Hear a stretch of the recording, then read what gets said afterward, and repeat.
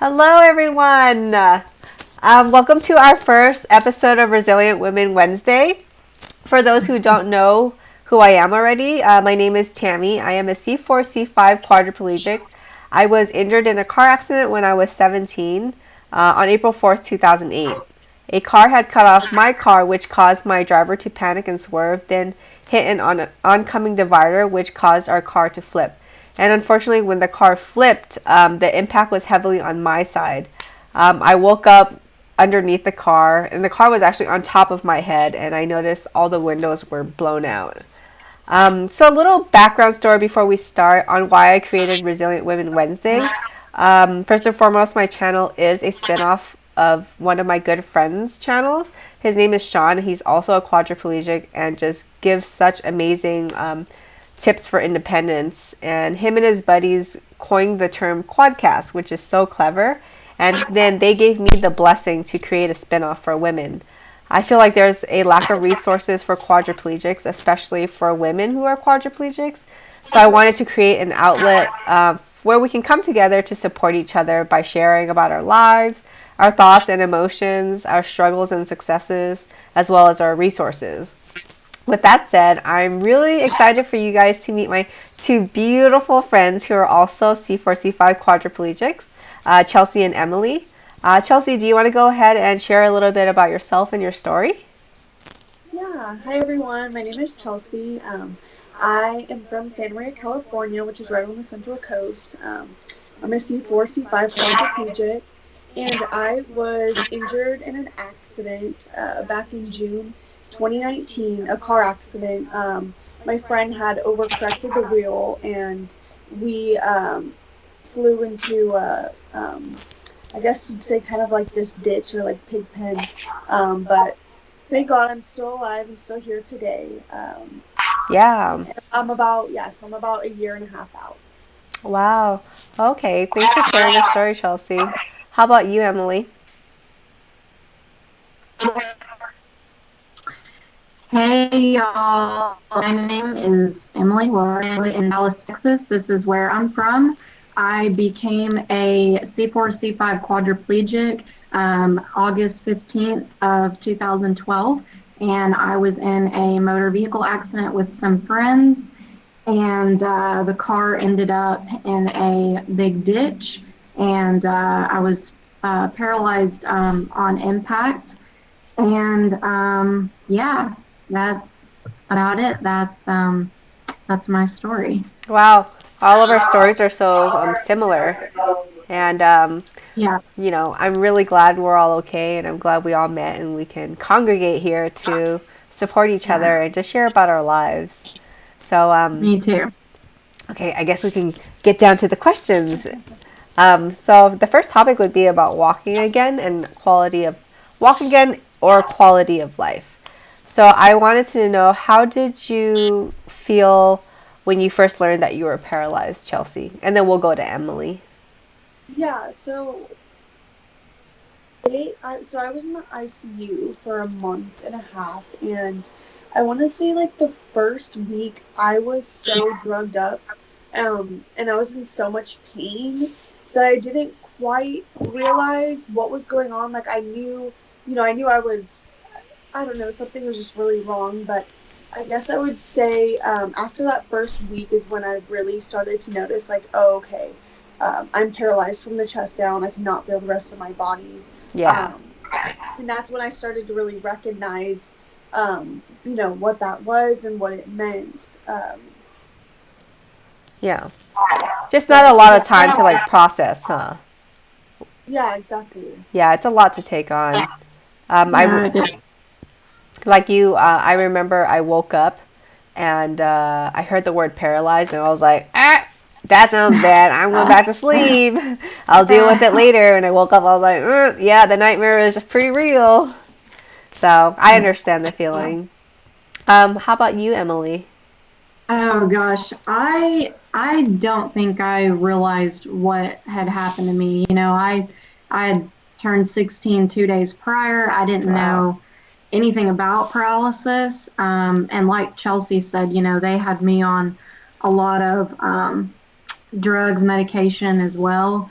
It really wasn't until I got to rehab that I was in a class talking about loss of bladder and things like that, that it started to sink in that this was a little more permanent than I realized. Yeah. So I would say yeah, it took me till I got to rehab to figure out that it was a little more serious than what I thought it was. Yeah.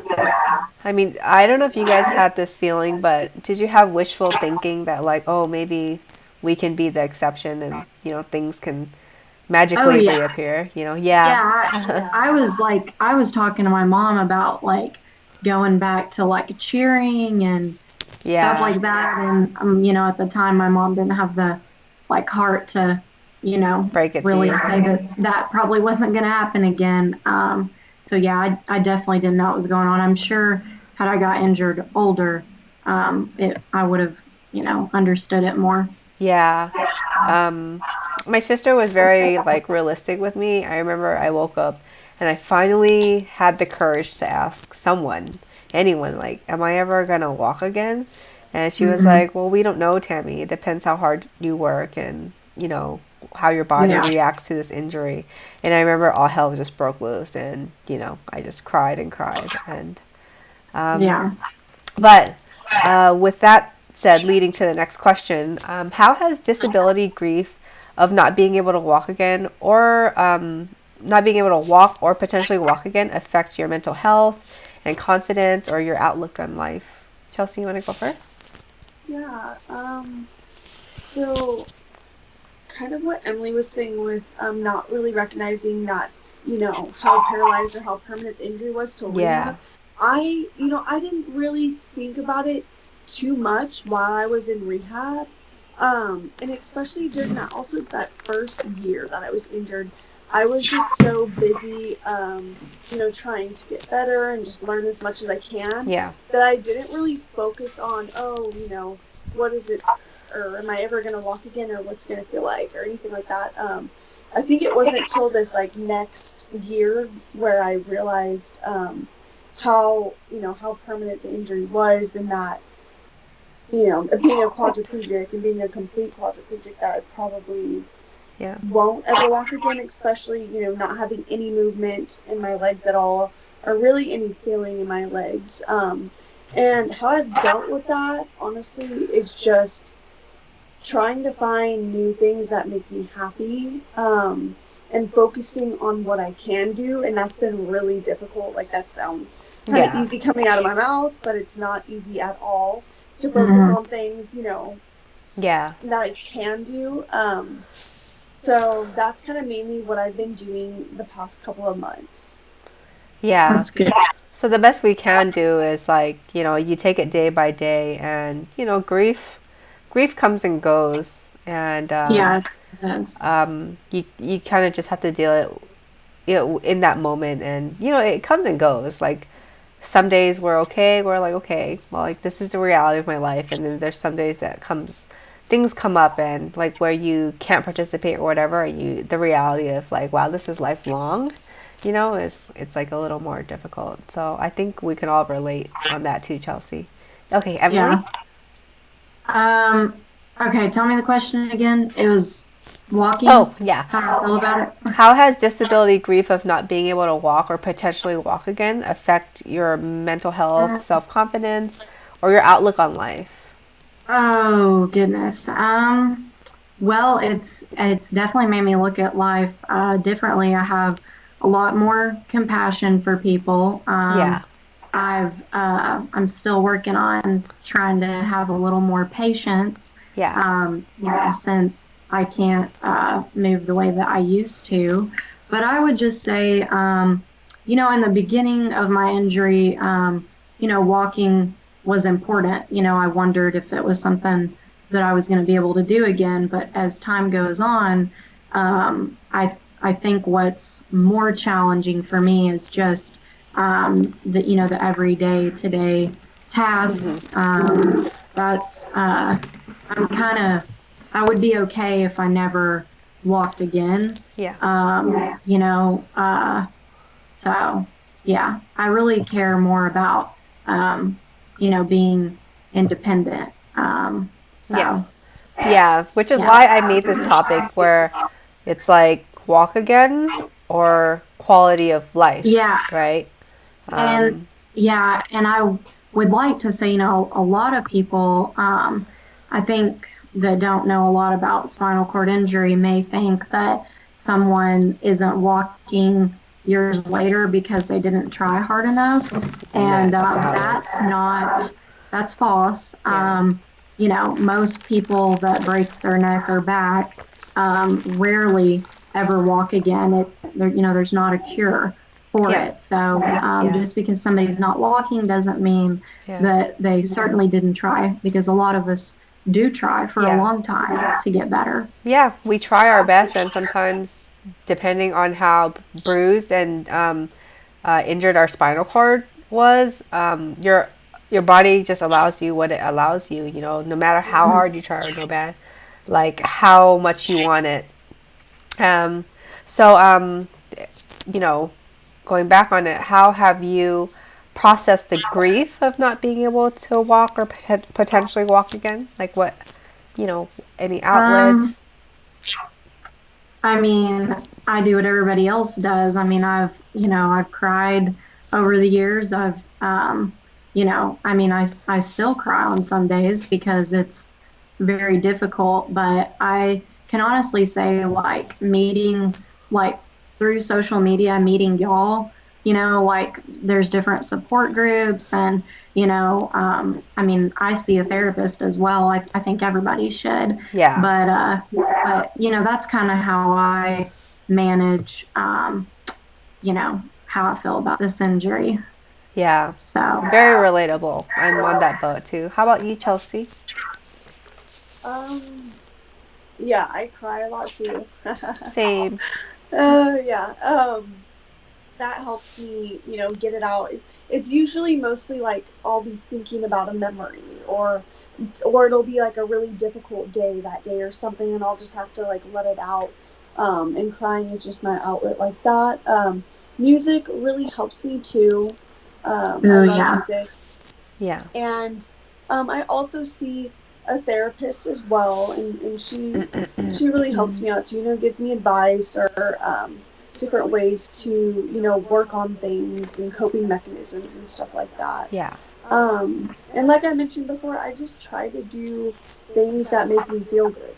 Yeah. Because at the end of the day, you gotta do things that make you happy in life. So. Yeah. Yeah. I definitely am very relatable. I do everything that you girls do as well. It took me a while to seek help. I think I didn't want to admit that there were things that I needed help with because there's so many aspects in my life already that I need help with. I didn't want Mhm. to, I was definitely on that boat of like stigmas where I'm just like, if I admit that I need therapy, I'm crazy, you know? And Yeah. that's further from the truth. You know, it was definitely the beginning of my life when I stepped foot into my therapist's office. And again, like Chelsea says, it teaches you coping mechanisms because I can just flip at a drop of a hat. Like I would have so much like I'd be very angry at myself and have self hatred and just very self loathing and suicidal thoughts, you know. And I think it was just like my Mhm. heart or like my soul just calling out, telling me that I need help, but I was just in denial about it. And there's something I've learned is I call it like self soothing. Therapy has really helped like teach me how to self-soothe myself without even asking for help. It's just kind of Mhm. closing your eyes and going within and really being with yourself, and whether it's like Yeah. a difficult emotion and happy emotion, or learning to be there for I think yourself. I think it's the first. Sorry, Tammy, go ahead. No, go ahead. Go ahead. I was just gonna say I think it's the first step into healing yourself. You know, Yeah. I feel like everybody needs somebody to talk to. You Yeah. know, at one point or another. You know, do it with somebody that you can feel comfortable venting to or expressing yourself. You know. Yeah. Before I go on to the next question, I just want to shout out to all the people who are already commenting from Jesse, Chelsea's caregiver, Danny, who I love so much, and Nikki and Gabby, and one of, they can relate to us and they're saying they're current. Oh, I told myself I'm not going to cry. Um, But I was gonna tell Girl, you don't make that, me cry. of oh, course, you all and like my friends and family, and especially Tammy. I talk to you daily. I talk to you a lot, and yeah. you've helped me so much get through. Yeah, likewise. Oh, this is so beautiful. Yeah, Gabby was like currently crying watching this, and I think this is what we all needed. Life is Yeah, already hard enough, and there's no need to like compete with each other. I think it's so important to support each other and just love each other. yeah. Oh, Tammy, do I'm not so make sorry. shed tears. You're There's gonna be okay, a girl. lot of crying on this channel. I'm glad I met y'all.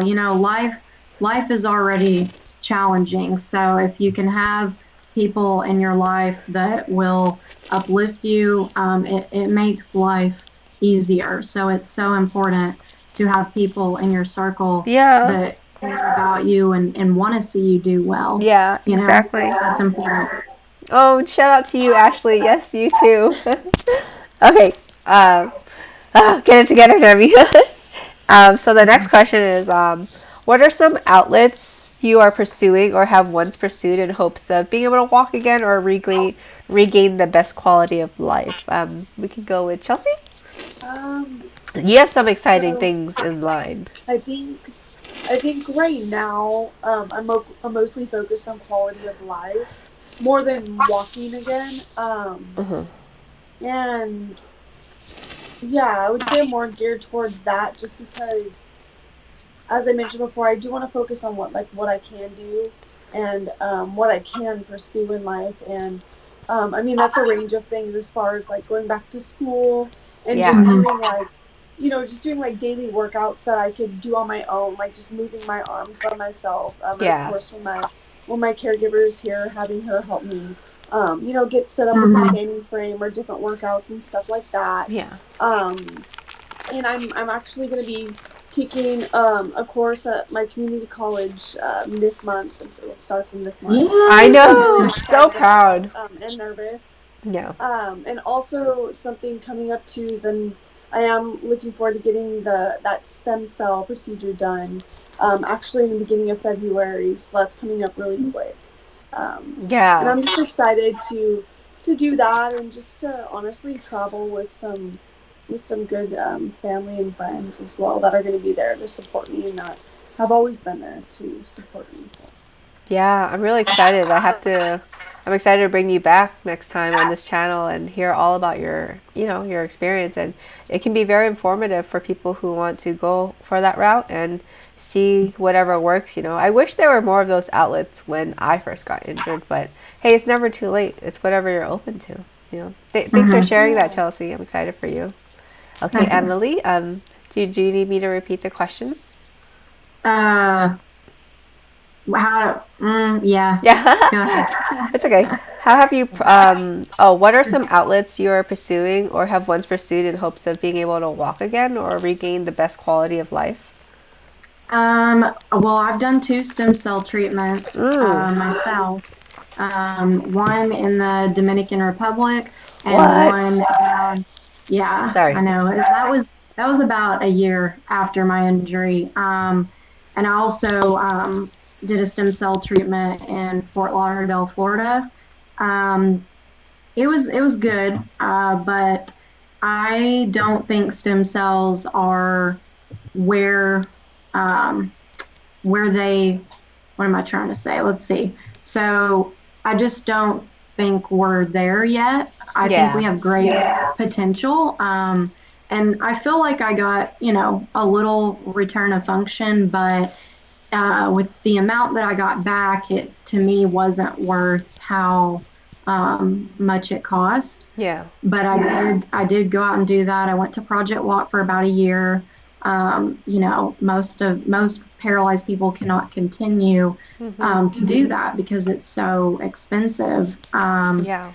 And So there's that. And I also did a tendon transfer May of 2018, which I think helped me a lot.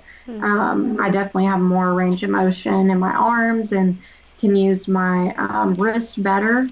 Um, but yeah, like Chelsea said, I mean, I'm all about quality of life. I'm at a point in my life where um, I want to be as independent as I can be. So Yeah. I'm all about, finishing my education, looking for a job, learning to drive. I'm in the middle of all of that right now. Yeah. Life keeps going and I want to go with it. I have to look at it like I may walk again one day, and if I do, great.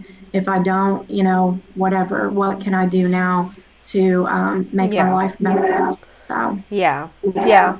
yeah, Um, I definitely understand because you just realize after a while that walking isn't, everything. What helps me is I think about the people who were either born blind, deaf, or like start out not walking, if maybe they have certain limbs missing.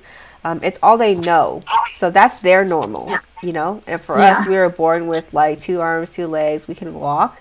But then hmm obviously that was taken from us through our injury.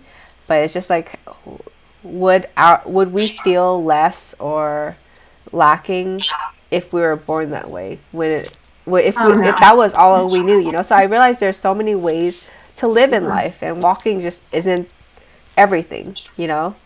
There's yeah, so many ways we can do things, and yeah, we miss out on some stuff, but there's just a lot that the more you find ways to live life, it just makes you feel more fulfilled. Like, oh, there's different ways to live, which leads me to my next question. Do you think walking is the pinnacle of our independence? Chelsea?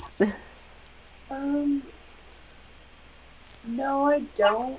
In some ways, I want to say yes, Mm-hmm. but not really. I mean, obviously, if our whole body worked and we could walk, Yeah. yes, we'd all be independent. That would be fantastic. But the reality is not that. So yes and no, but Mm-hmm. I do feel, um, like I mentioned before, like just to do as much as you can and work as hard as you can to you know, get as much done as you can just with what function you already do Yeah. have. Yeah. Um, yeah, and like, you know, you can gain more independence through some avenues in some ways, like a nerve transfer, a tendon transfer. Mm-hmm. Um, there's a couple things out there right now, but as Emily mentioned before, I do feel like we're not where we could be like in the future. I do feel like maybe there will be, something Yeah. better or maybe a cure, but that's just kind of being hopeful. I don't know. Yeah. It all also depends like how badly we were hmm injured and how our body Yeah, reacts to exactly. something foreign yeah, being injected to our body. And it's not our fault. hmm It's not our fault, and things are still developing. So that's a lot more Yeah. than hmm what we used to I, have. Okay, I, great answer, Chelsea. Okay, Emily, do you think walking is the pinnacle of our independence? um, um, no, I mean, like Chelsea said, I mean, obviously, if we um could walk, it would make things a lot easier. Yeah, But I would say no. I function looks different for everyone. So I think, individually speaking, it just we each of us have to be find a place in our lives where we're happy at. yep, So that may look different for everyone. And so it's like, in a lot of ways we can't physically move, but we learn to adapt in different ways to still make things possible for us. yeah, So that's kind of how I look at it is, no, I'm not walking, but I can still do A, B, and C. I'm just yeah. going to do it differently. Yeah, I think whether you're walking or whether you're a paraplegic or quadriplegic, I think everyone's definition of independence varies. And it changes throughout the years too. It changes as you gain more, or, as you grow older. And Hmm. yeah, so I think we're all defining our own definition of independence, and we're all just trying to make it work the best that we can. Yeah. Yeah. Yeah. Cool. Great answers. Okay, to our next topic. How has living with a spinal cord injury affect your friendships and relationships? So, do you find it difficult to maintain or carry friendships while living with paralysis? Paralysis? If yes or no, like how? I would say definitely yes. Unfortunately, um, living with this injury, especially, being such a high injury level, I can't go out there and do the things that I used to do, like I used to do them. Yeah. And so that, you lose friends because you can't please them anymore, Yeah. you can't do what they want to do, so you're of no value anymore. And that just kind of shows you who your real friends are. Yeah. Um, because a lot of my friends have stayed by my side, and I've been very grateful for that. Hmm. And it's just difficult. It's trying to find new ways to like hang out and do things. Yeah. Whereas before you don't really have to think about it as much. But now with an injury, it's kind of like, okay, like let's plan out, a time, a day, exactly everything. Like, what are we going to do, Yeah. and specifics like that. Hmm. Yeah. Because, we kind of have to know and plan ahead of time to know that everything is going to be, accommodating and Hmm. Hmm. whatnot. Um, so yeah, I do feel like it's really affected Yeah. friendships and relationships in general. Yeah. There's like an Yeah. extra layer of, like you said, accommodation that needs to be prior planned, and Yeah, and not everyone. I've learned the reality is that not everyone is willing to sacrifice their comfort and or Hmm. well aren't as accommodating. Not because they don't care. I think it's just um, they care and love at their level of like their yeah. Hmm. consciousness and their And concept. I feel like some people really just don't understand because they're not us, or Hmm. Yeah. they don't take care of us, or they're not living with us. So it's like some people, like, looking in on it, you just think, oh, whatever, maybe they just need a little help here and there, Yeah. but at the end of the day, it's like, no, it's not even like that. So it's Yeah. hard. Yeah. It is hard. I do agree. It is. Yeah. But we have each other too. So, all right, Yes. Emily. How Uh, do you find it difficult to maintain carry friendships while living with paralysis? yes. I would say so. I think that this injury makes a lot of people feel uncomfortable. Yeah. Um, and I think that is probably 85% of why it's hard to make friends. When I got injured, I mean, I was 16 years old. So everybody else around me, they fled like flies. I mean, they were around for a little bit. Yeah. But I mean, I was, in my opinion, kind of treated like I had passed away, and I don't think it was intentional, on the people I used to spend time with. I think that people just move on with their lives, and if Yeah. anything, I think this injury weeds out bad people or people that don't have the same goals as I do. So I look at it like, yes, it is hard to make friends because Mm-hmm. people are uncomfortable. They may not know what to say or do.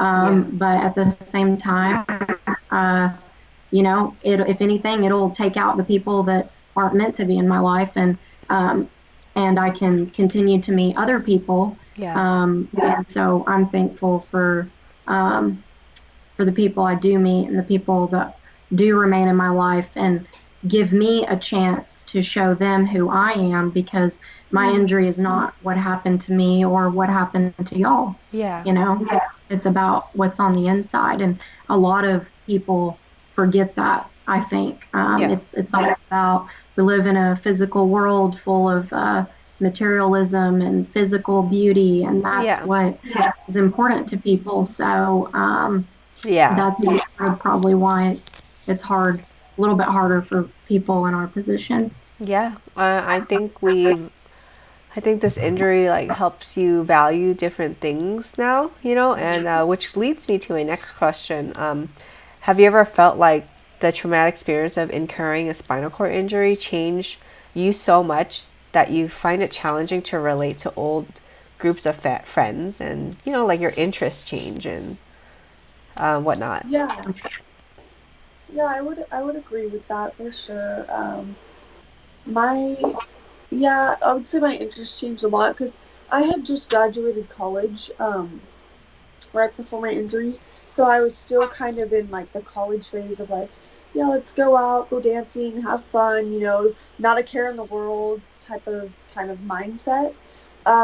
Whereas now it's more, my perspective just has completely changed, and I've really just valued like the little things in life Same. and just like love, happiness, family, and friends, and just doing things that like make my soul happy and make everybody happy in my life too. Yeah. Instead of focusing it on like, I want to have fun, I want to do this and that, and so Hmm. instead of doing that, just being more kind of considerate of other people's feelings as well. And Yeah.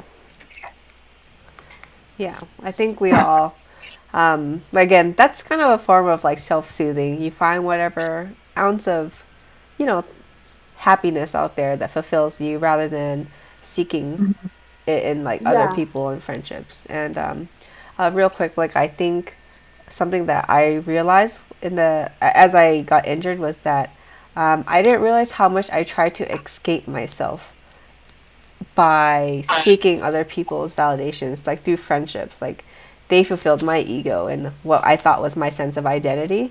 And yeah, like like it helped me come back to myself. It was very lonely at first, but you have time to sit with yourself and befriend yourself, and see that you're Mhm. important as well. And okay, yeah, Emily, um, how do you feel like Um, this traumatic experience of getting a spinal cord injury changed how you relate to people? I do not relate to a lot of people at all. Hmm.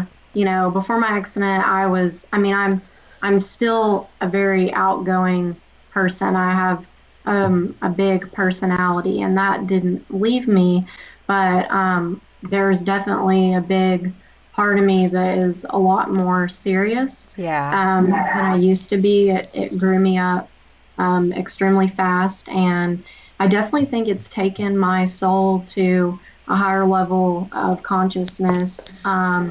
I, it's, I guess I could say it's a blessing and a curse to be so aware Yeah. of the world around you, and that's what this injury it's just it's made me it's opened my eyes more Yeah. to other people, the way other people feel, the way other people live.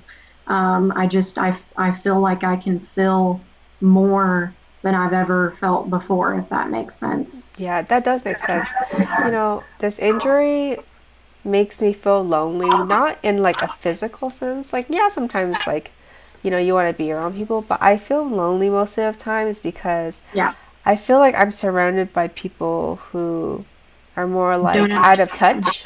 Yeah, they're like out of Oh, touch, in the sense where like I don't know, like when you have something so traumatic happen to you, you see the world so differently. You operate yeah, so differently, and then there's just like a bunch of what feels like I don't want to say zombies around, but it's just like carbon copies of each other. it, it's I call them drones. Drones. Most people are drones. They're just going through life thinking about themselves and their own life, Yeah. and this injury sometimes it can feel like you're on Antarctica all by yourself, Yeah. and so you have to learn to be Yeah. your own cheerleader. And Yeah. so yeah. And I mean, it's not their fault. No shade to them. It's just Yeah. yeah, you don't want to incur a spinal cord injury. I get it. Yeah. So So, people like us can teach people that haven't been through something yeah. so traumatic that, you know, um, it's important to be kind to one another and Yeah. to be there for one another. You never know what somebody's going through. Yep, exactly. Um, so, how has paralysis changed or limit how you socialize with friends out in the community? Um,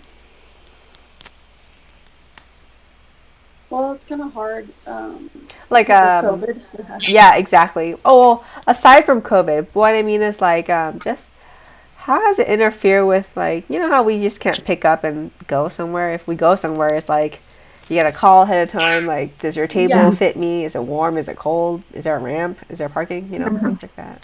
yeah, I would say that it's been, it's a lot different. Like now, how I mentioned earlier that if I plan things out now, like when I hang Mm-hmm. out with specific friends, we plan what we're gonna do, what time, all of that, and just like you said, like for a restaurant or like a winery or something, I have to like call ahead, make sure, is it wheelchair accessible, can I get out there, do I need a ramp, or is there a way to get in, Mm-hmm. stuff like that does, I have to take that into consideration now. Whereas before, you don't even think of it. I just got up and went. And now too, with certain things with like getting ready and stuff like that, it takes a lot longer. Mm-hmm. And so that I kind of have to plan that out as well. And I give myself extra time Yeah. just in case, something happens or something comes up. Yeah. It definitely helped me anticipate things, and I know I just seem like micromanaging sometimes, but like our life runs on a tight schedule, so you got to plan everything out. And some people just aren't very coordinated like that, so it conflicts, you know, especially with having friends that just don't operate Yeah. like that. So, you know, you have to be aware of who, you know, operates like that Yeah. and who doesn't. Yeah. Okay. Yeah, your turn, Emily. How? Yeah, I mean, I think it's affected going out with friends, obviously, because, before I could just hop in a car and, Yeah. meet somebody at whatever time. But yeah, this life definitely calls for a strict schedule. Yeah. And I mean, I like being on a schedule. It's good for Mhm. me, but at the same time, it can be frustrating to not be able to live as carefree. Yeah. But just like, you both mentioned, calling ahead of time, making sure that it's wheelchair accessible, and honestly, just having friends in my life that understand my situation and are willing to, help accommodate me if I need it. Yeah. So, yeah. Yeah. One thing I am grateful for about, you know, living with a spinal cord injury is that it has really taught me to be accountable. Don't you guys feel that way? Like, you just are Mhm. on top of your own care Oh yeah, and just, I'm I like feel proud of myself for punctual. that. Yeah. Yeah. Yeah. Oh yeah, Um, I'm the person that's 10 minutes early, not 10 minutes late. yeah. So I don't feel like living carefree uh, isn't always good, you know? So it does Yeah. build character to live with a spinal cord Yeah. injury. Um, Last question is, do you ever feel left out by friends because of your disability? Yeah, I do in some ways.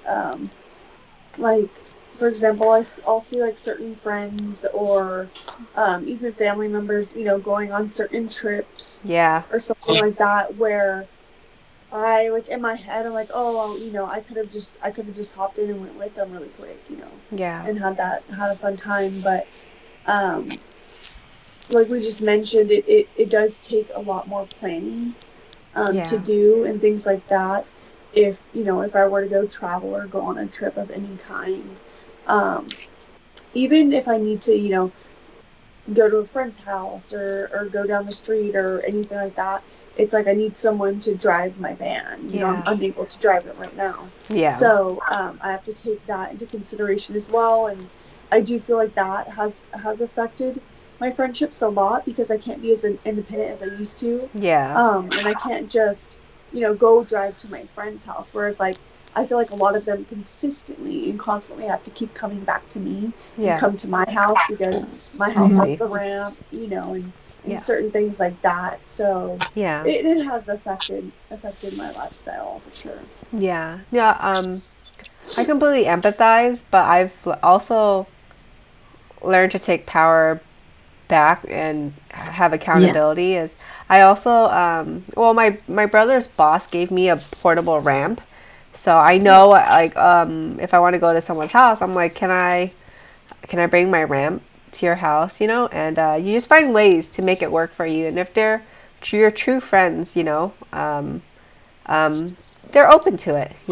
And Yeah. so again, like I just pre-plan and figure out ways to make it work. But I know the feeling of feeling left out because I remember like groups were starting to mix when I got injured. Like my former friends Mhm. started becoming close to like my family, and like um, I was fresh out of the hospital. I was stuck in bed 7 days a week.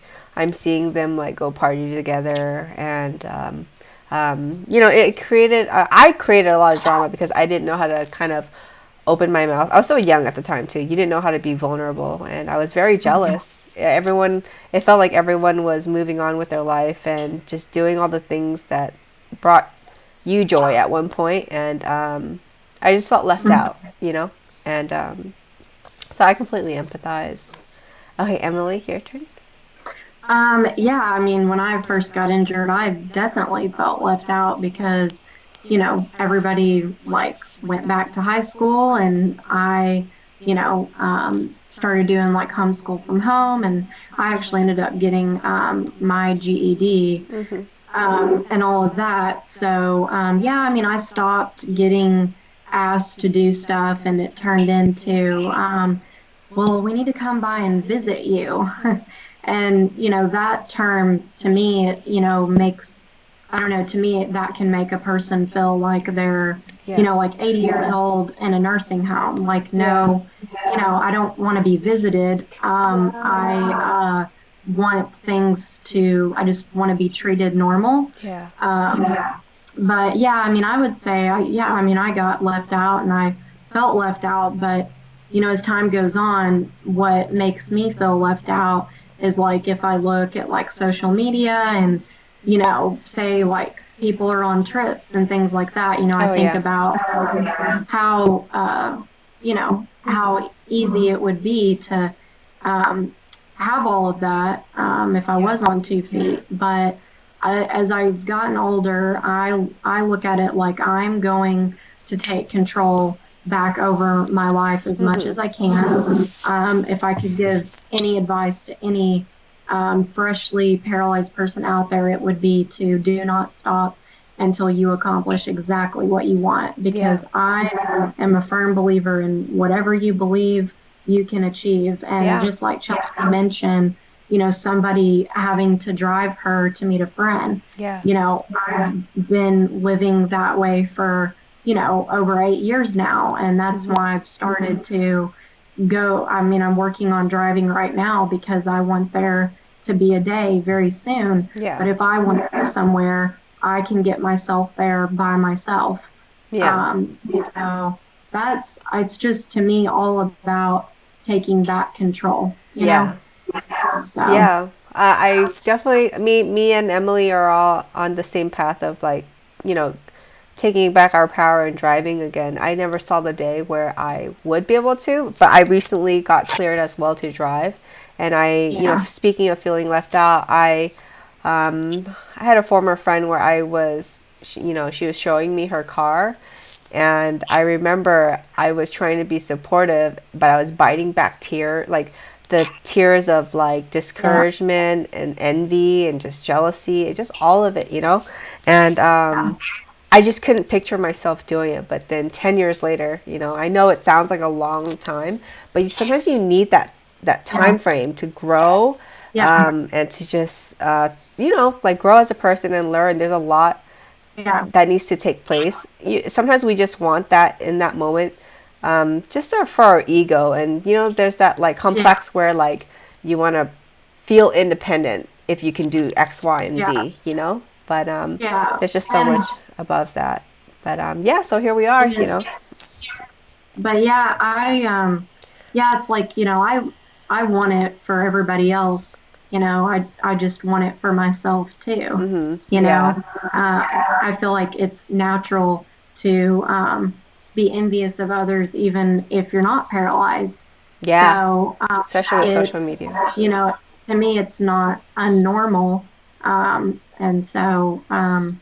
yeah, I just think it's important to do whatever you can to have the best quality of life as possible. And life is always moving forward, and I want to move forward with it because it stops for no one. Yeah. So before we move to the next topic, I just wanted to again go over the comments. Someone's asked you how old you are, Emily. Pamela Um, asked how old how you do they think I am? are. I'm 24. Yeah, Yeah. she's 24. Chelsee, how old are you? Oh no, Chelsea's frozen right now. Oh, I think Chelsea's 24 too. yeah. I think the internet kind of gave out on Chelsea. Hopefully it comes back soon. Um, let's see. Okay. I'm still here. My internet's not Yeah. messing with me right now. Thank Hopefully, goodness. hopefully, I can get Chelsea back on here. Yeah, a lot of people can agree with the friend, situation, and Mhm. Ashley also said that walking was never been a goal for her, has never been a goal for her, and she'd rather have her hand functions back or like Yes. bladder and bowels. And I think a lot of quads feel that way, I'm Oh always yeah. like, why did you take my hands, God?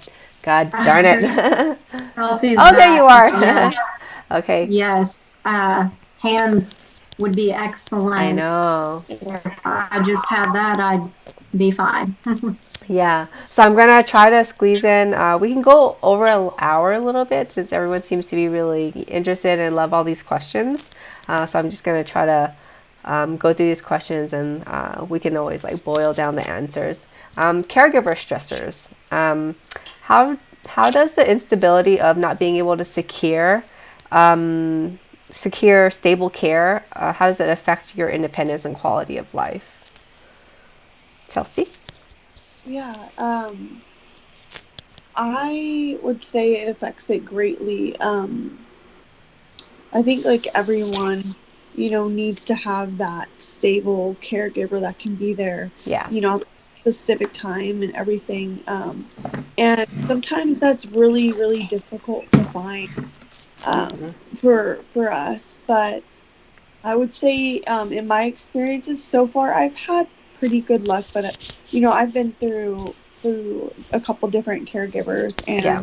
and I've been very, very, very blessed and lucky to find an awesome caregiver that Yeah. is always there for me. And not only my caregiver, but my friend. Yeah. And I would say that that is kind of difficult to come by, but um, it is hard to find somebody that that can either do like an all day shift, or it's hard to find two different caregivers to do like a morning shift and then somebody else do a night shift, Yeah.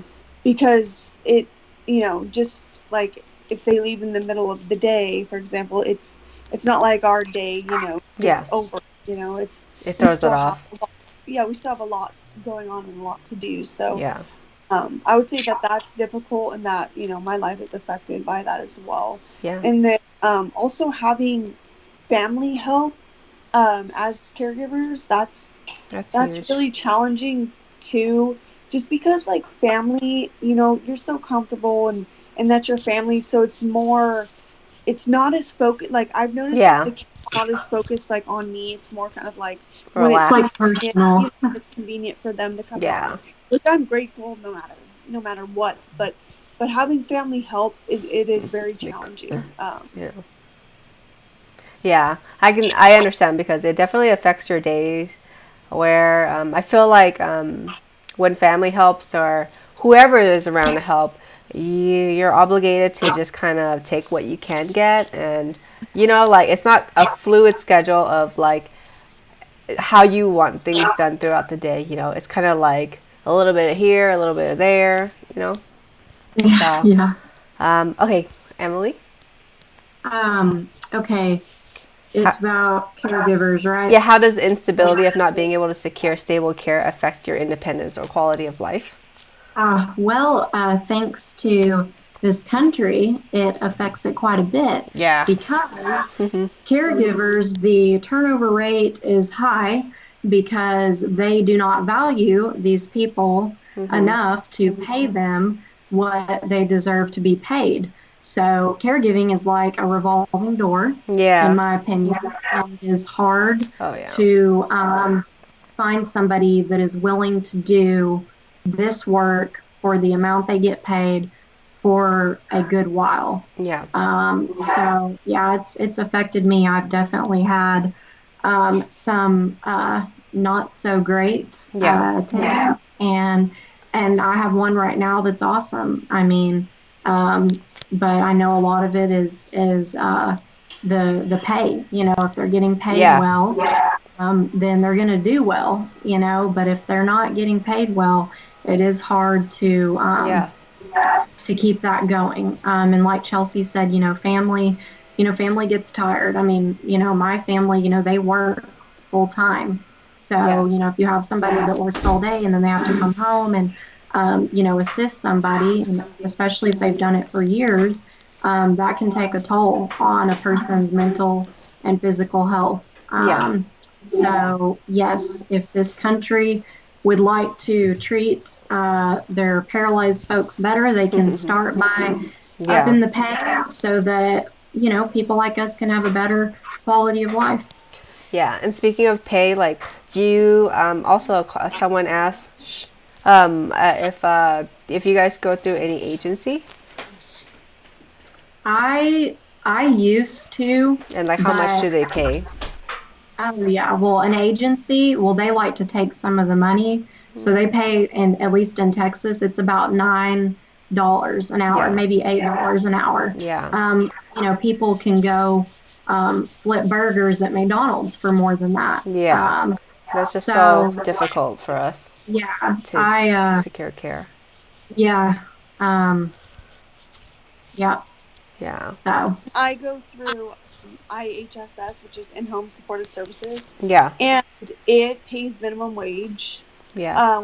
which sucks. Like 14, I think, Yeah. or 12. I don't know what minimum wage is. Yeah. Yeah, so that's like it's like super unfair because I feel like the care that each individual gets, that should be where the money comes in. Like if you're caring for a quadriplegic, you should probably get paid Like a 17, range. 20, Yeah. $25 an hour because yeah, it's some intense shit. Yeah. So It um is. I do feel like that's where it should differ, and unfortunately going through an agency, it just doesn't, that's just not how they run things. So Yeah. And I yeah. think their I justification. Oh, sorry. Go ahead.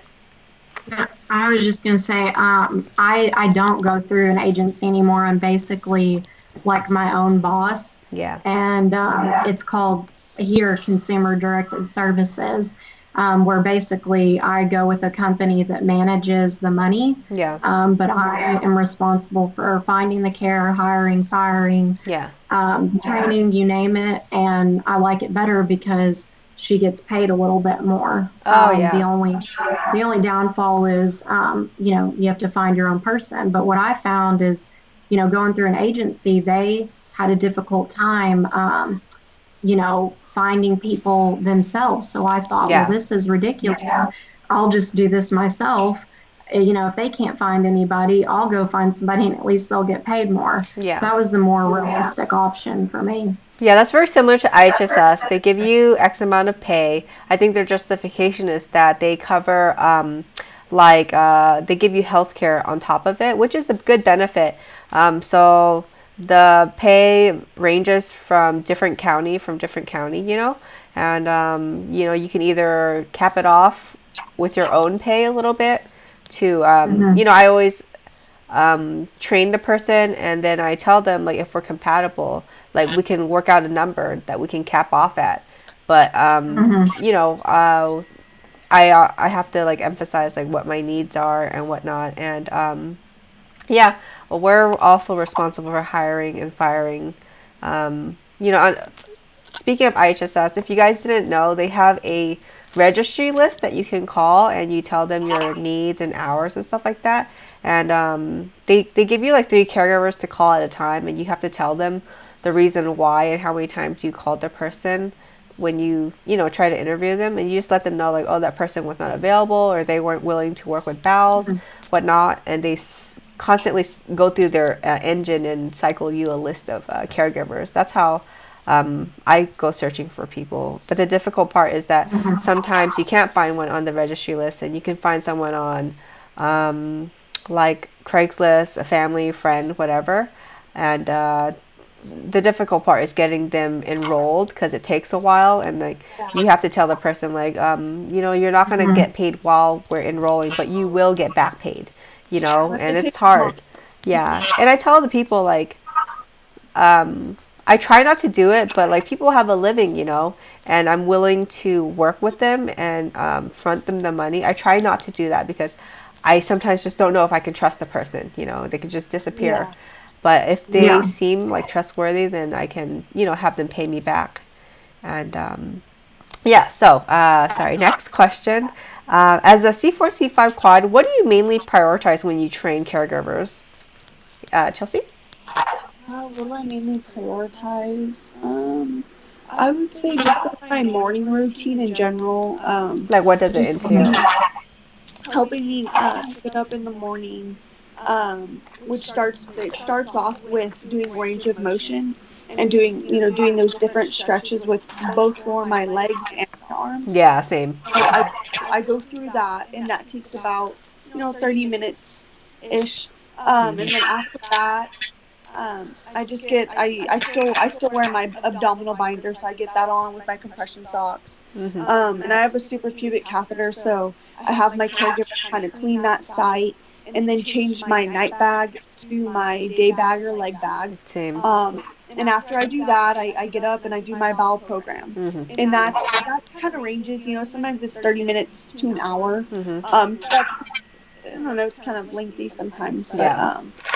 after that, I get up and I get dressed and ready for the day. And I think that whole like morning routine is what really consumes a lot of time. Yeah. It does take a lot of effort and stuff, but I feel like once the caregivers train and they've been doing it for a while, it gets a lot faster for Yeah. sure. Yeah. Mhm. It's like mindless, huh? How about you, Emily? Yeah, it's like clockwork. I get up in the morning and, get dressed. I have my morning routine. I shower. I have the suprapubic catheter as well. So if I need to, have that emptied or I need to change the um, catheter or bag or whatever, I'll do that. Just brushing my teeth, my hair, taking any medicine I need to take, all of that. That's pretty much my morning routine. Other than I definitely need to stretch more because I haven't done that in a while. Yeah, everyone's schedule ranges. So I guess we can agree that our list of like priorities to change would be transfer, bowels, catheter care, range of motion, and I think meal preparation, everything. I tell them like you don't have to know these things as long as you're open to learning. I can definitely train you. I think it's so important Yeah. to know your own care and be accountable for it because Right. it makes your life easier because you can explain it to anyone who's open to doing Yeah. it. It's definitely important to be vocal Yeah. and very what's the word? Just assertive, Yeah. because you might have somebody that, you've trained them and one day you do something differently and they might say, well, that's not what I was Yeah. taught. So I think it's very important to let people know from the beginning that, Yeah. typically this is the schedule, but it might change Yeah. depending on what's going on. Yeah, and I think it's okay to be assertive, and I think I just try to maintain like respect for one another. And I always tell them like I understand you were taught or trained a certain way, but this is how I prefer that you help me with my care.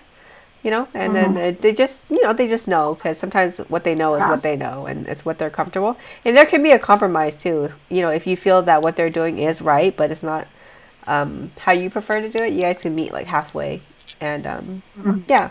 So what extra safety precaution steps do you guys take in order to ensure for your safety when hiring caregivers? Chelsee. Um, that's a good question. Um, I guess I just, well, I mean, through IHSS agency, you do have to, like, you're required to get the The background check background check, yep. to work for them. So that's, that's good. Other than that, safety, I don't know. Like, sometimes if I'm like hiring a specific person, I try if I could find them on social media Yeah. to kind of just like, just check, check their social media Lurk out, them. see, yeah, see what they're like if I can. But other than that, I go through the interview process and I just ask them certain questions and just see if I feel they're, if I could tell, Yeah, you gauge them, huh? what kind of, yeah. Yeah. Mhm. Cool. Um, Very similar to me. Go ahead. yeah, so for me, you can definitely tell a lot about a person by checking their social media accounts. So that's a good one. Background check, drug testing, because I don't want no crackhead taking care of me. Um, so that's important. I have my caregivers get drug tested. Yeah. Um, and yeah, background check, already said that. And they have to be a good person. If I'm going to Yeah. be Trustworthy. working with somebody, they have to respect me. There has to be mutual respect there, Yeah. and boundaries. Yep. They have to respect the boundaries that I give. So Yeah. So I think it's important. I think background check is important. I always make sure to meet someone outside of my house, because people yeah. you just don't know what their intentions are. So outside of my house, in a public area, I ask for a form of governmental, like valid governmental ID, and yeah, yeah, and I've had weird people try to like steal my identity. I mean, the Gosh. that's for another episode. Like, it just is endless. Yeah. So speaking of boundaries, what are some concrete boundaries you set when hiring and working with caregivers? Like, how do you maintain your independence and accountability for your own care by establishing boundaries, when you work with caregivers? Chelsee?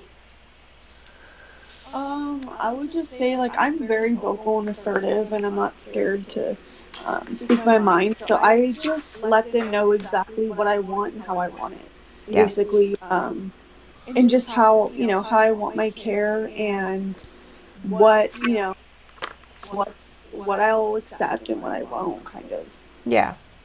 Yeah. I think it's important to just, be vocal and have people respect your boundaries and respect. You want to communicate where like you're respecting them and what they're comfortable Of course, doing yeah. as well, right? Okay, Emily. I think just boundaries for me, like it helps if I set out a schedule, or Same. if there's somewhere, if I have to be somewhere, then, I might let my attendant know on Monday, Yeah. hey, this is what I have to do this week, and this is where I have to be. And I think that helps.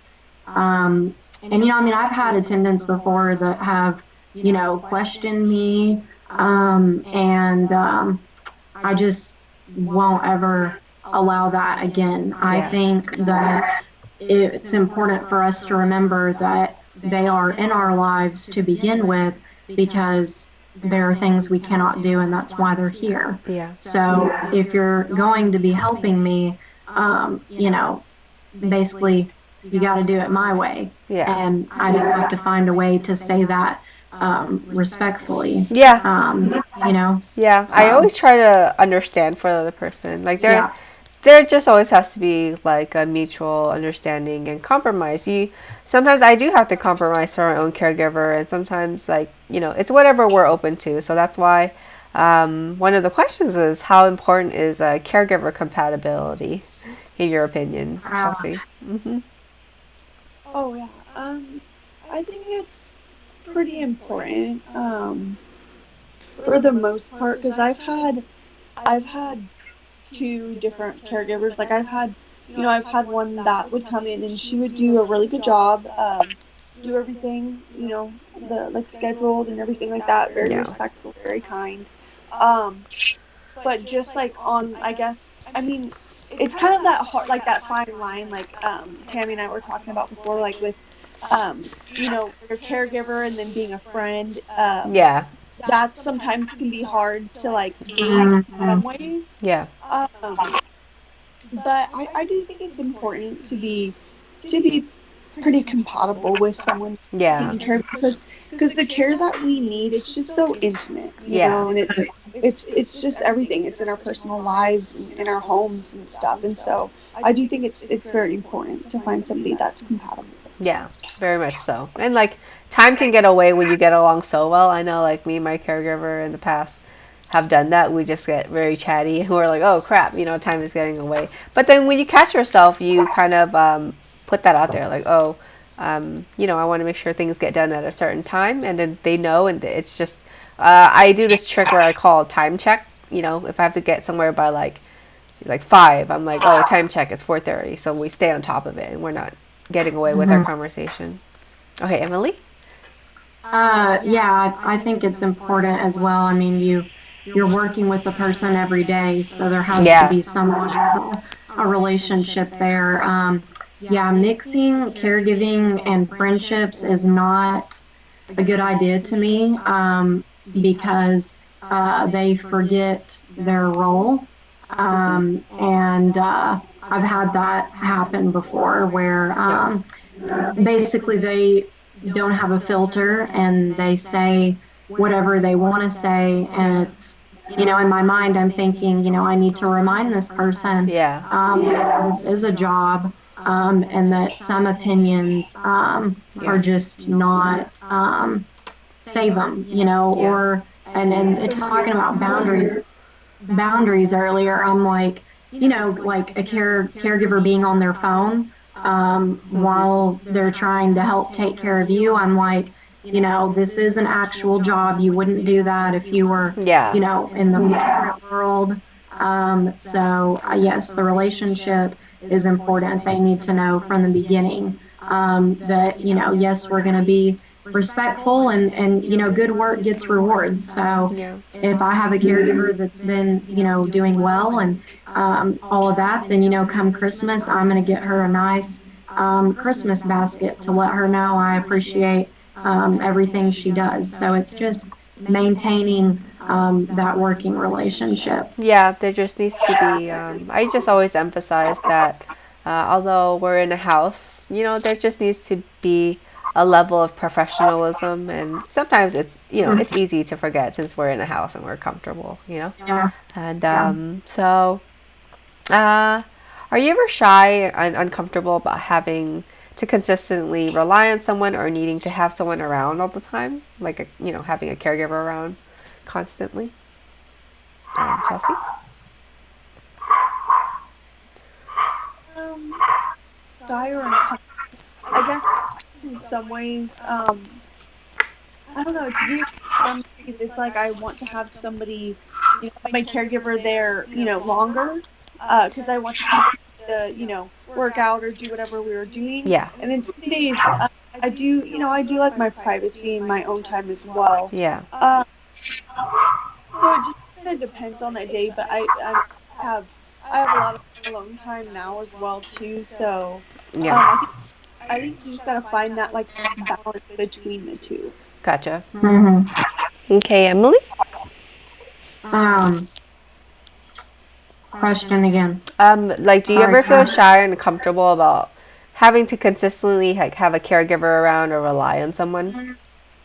It definitely makes me uncomfortable to somewhat of a degree because, I mean, it is an intimate thing. You have to, I mean, there's not a lot of modesty after paralysis. Yeah. But no, I mean, if anything, it really just irritates me because I'm a very independent person. So constantly having somebody right beside me Yeah. gets on my nerves. And Yeah. that brings me to say that, you know, I know everybody's different, but I've always had a caregiver for most of the day. And I've also reached a point in my life where I don't want somebody with me all day. I want them to come in, do what they need to do.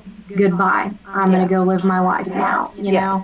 because constantly having somebody with you, it's your life is not your own Yeah. when it's like that. So, That's definitely something that I emphasize early on when I hire people. I let them know that, I'm looking for a caregiver to help assist me with the things that I'm not able to do. So if I'm struggling, please let me struggle until I ask for your help.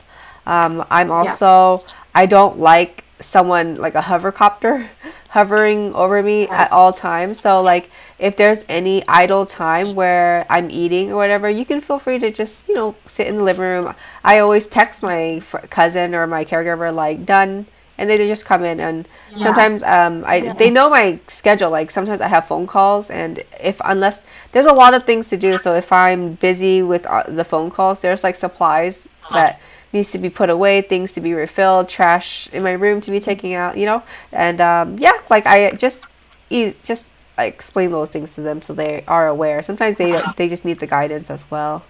Okay, so we're gonna go to our last topic because I know one of this topic was very important to one of our viewers. Self confidence in a power chair versus a manual. Okay, do you feel more or less confident in a power chair versus a manual chair, Chelsea? Um, I since I don't have a lot of like strength right now, I haven't really been able to be in a manual chair very much. Uh huh. I do have my own manual chair, and I try to get in it every now and then and push around. And I would have to say, like, looking at myself in a manual chair compared to a power chair, I do kind of like it a little better just because it's not as bulky, Yeah. and it's not as like bam in your face, you know. Yeah. Um, Whereas like a power chair, it's like, hi everybody, like look at my chair, I'm the Yeah, I've power chair. yeah, arrived. And like I do feel like real, power chairs in general just make you seem like you're like sick or more hurt or something, you know. more Yeah. disabled. Yeah, Whereas like a manual chair, it's like, okay, they got this, you know, they can push themselves, they're strong, they're good to go. Yeah. And so that's kind of the difference, I guess I would say. But I do personally love my power chair because it's, you know, it's comfortable for the most part and it does many things for me. Yeah. Whereas if I were to be in a manual chair just on the daily, Hmm. I wouldn't be able to do like anything at all. Yeah. You know, I would have somebody there with me 100% of the time. Yeah. You're more functional. And so that's kind of where I stand with my functionality and with my injury level, I guess I'd say. Yeah. How about you, Emily? yeah, I agree with what Chell said. I definitely feel like I look less disabled when I'm in a manual Yeah. chair versus a power chair.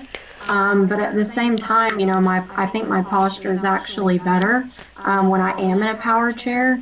I think it's good to rotate both out, because in the manual you can, try to push your chair around and build, arm strength that way. But realistically, with my level of injury, a power chair is more optimal. Yeah. And I'm learning to get used to mine. I'm definitely didn't use mine for a lot of years, and here lately I've tried to use it more because that's what I will have to be in when I start driving because that'll be the safest way Yeah. to drive. So I think it's pros and cons with both, but with our level of injury, I definitely think it's more realistic to be in some sort of motorized chair. Yeah. Speaking of optimal, one of the questions I also had was, do you find a power chair or a manual chair more convenient? Because it plays different roles. Um, Emily? Definitely a power chair. Yeah. Yeah, How Yeah, I about you, think Chelsea? so. well, Yeah. Definitely a power chair, but in certain circumstances, I find like a manual is more convenient. Like when I travel, I actually check in my manual chair too because certain areas I travel to doesn't have a ramp, so they just throw me in a manual chair. And I also bring it to shower in. I just wrap a trash bag over it and I shower. Because certain hotels just they have like a roll-in shower, and it just makes our life easier. Um, Yeah. I think we kind of answered this already, but the last question goes to how does your level of independence and functionality differ between manual and power chair? Oh yeah, go ahead, yeah, Chelsea. Sorry. it's night and day for me. Yeah, I haven't spent more than an hour in my manual chair, yeah, so I would say it's crazy. Yeah, um, yeah, it's completely different for me. yeah. So you find like more less functionality in a manual than a power, huh? Yeah, a lot. Even with my stability and my posture, like in a manual chair, it's very difficult to, stabilize myself in Yeah, my manual chair more so than my power chair. And I don't wear my chest strap or my seatbelt. I yeah, just don't because I don't need to like around my house and stuff, yeah, like in the car. But whereas in my manual chair, I feel like almost like I might fall out of it. yeah. But Same. yeah. I think a lot of quads can Yeah. agree with that. How about you, Emily? How does your level of independence? Because you're in a manual most of the time. So how does your? Yeah. That's really Yeah. impressive. So with me and Emmanuel, I mean, a lot of my time in my chair, I typically have someone else pushing me around. Oh, So when somebody is, pushing you around, I mean, you kind of have to wait for them to, gotcha. get you around. Now, like when I'm around my house, I can push Yeah, myself around my house, yeah, but taking a manual chair like out into the public, I would not be able to push. yeah, So yeah, I would say that now, like for example, though, like flying, when I fly, I will take my manual chair because the what do you call it, American Airlines or wherever yeah, they are notorious for tearing up people's chairs because they don't know how to operate them. yeah. So I my manual chair get torn up, then Oh, powers a too, girl. $50,000 power chair. Yep, they like just throw it in there. But Yeah. speaking of getting waiting for someone to get pushed to push you while you're in a manual, that's probably like my biggest pet peeve. I'm like such a big control freak. I mean, like I already lost control of my body and every aspect of my life mostly. So the last thing Mhm. I want to do is wait for someone to push me. I think Yeah. because I get so grouchy because people are pushing me, but they're not noticing the edge of the sidewalk and almost like Yeah. pushing me and like, not seeing the cracks in the rocks. And, like I Yeah. just sound so Yeah. bratty when someone's pushing me, but it's just me fearing that I'm going to Yeah. fly out of my chair. And, Well, I yeah, have I think before. we all have. Yeah. Yeah. From that. So yeah, I think the power chair is definitely Yeah. better option. One thing I want to throw out there, shout out to Danny. Something that I read on her post was that someone advised her to not compromise her just don't compromise yourself for the sake of looking less disabled. And as Ashley posted here in one of the comments, she says that she hates that we think we look more disabled just because we're in power chairs or like a manual, because they're just mobility aids. So I hope we can, just build our confidence to where like it's just utensils. We use it to help us with certain things, and we Yeah. shouldn't like compromise ourselves for the sake of Yeah. looking a certain way, and Well, I was going to say people stare anyway. yeah, exactly. If somebody's pushing me through the door, the heads are going to turn. If I'm rolling myself in the door, the heads are still going to turn. So if we're going to get stared at, Yeah. who the hell cares what You we're might in? as well do it for your own independence Yeah. and your own comfort, like F them. Yeah. Yeah. Yeah.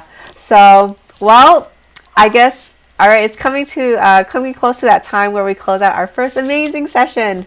I just want to thank everyone for watching, and I want to, a special thank you to Chelsee and Emily for making time to come on and share about yourself and your lives. You can follow us all on social media. My Instagram is at resilient.com with two M's. Chelsee, you can share yours. And then Yeah, Emily. mine's at Chelsee with two E's dot Fuerch, Fuerch. And then Emily. Mine is at Emmy21, EM3 eyes 21. Great. Thank you for sharing. And if you guys really enjoyed my show today, feel free to click like, subscribe, and also click the notification bell for future alerts for future episodes. The next episode will be the twins, Nikki and Ashley, which I'm so excited for you guys to meet. Also, if you would like to shop at on my Resilient apparel shop for hoodies, shirt, and whatnot, feel free to click the link in my bio. All proceeds helps me afford ongoing physical therapy in the future to regain my independence. So, yeah, until next time, thank you guys so much. We'll see you then.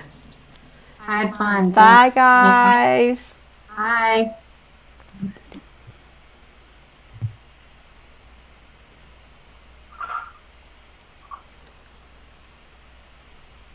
I think that was it.